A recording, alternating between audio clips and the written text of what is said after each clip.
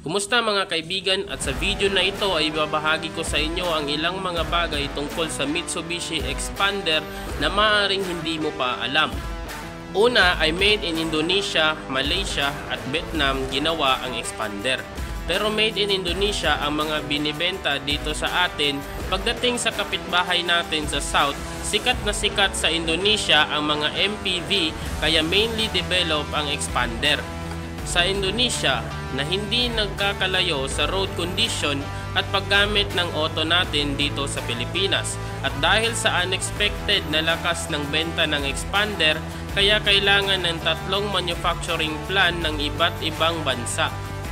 Pangalawa, pang-apat na best-selling Mitsubishi model globally ang Xpander at number 1 selling Mitsubishi naman sa Pilipinas noong 2021. Pangatlo, may katwining pala ang Mitsubishi Xpander at yan ang second generation Nissan Levina na binebenta lang sa Indonesia pero available na rin ito sa Pilipinas.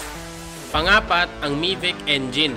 Isang Mavic engine ang gamit ng Xpander na may 1.5 liter 4-cylinder engine mated sa 4-speed automatic, kaya sa mga ayaw ng CVT, ito ang standard automatic para sa iyo. Sa Indonesia, CVT na ang gamit pero standard 4-speed automatic dito sa atin.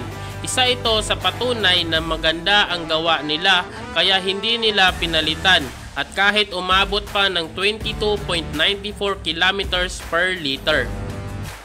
Panlima, ang second facelift na ito ng Mitsubishi Xpander. Sa dami ng Xpander, first generation Xpander pa rin, parang hindi naman ito naluluma. Pero nakadalawang facelift na ito, 2018 original design, 2020 facelift na nagkaroon ng LED headlamps at lumabas yung Xpander Cross, at 2022 new facelift na naman na mas aggressive na ang itsura nito ngayon with T-shape LED lights and restyle bumper, lalo pang gumanda yung 2022 Aero Class model.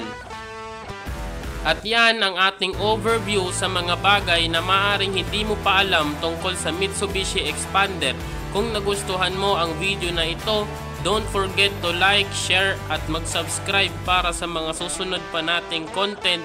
Salamat sa panonood at hanggang sa susunod na episode.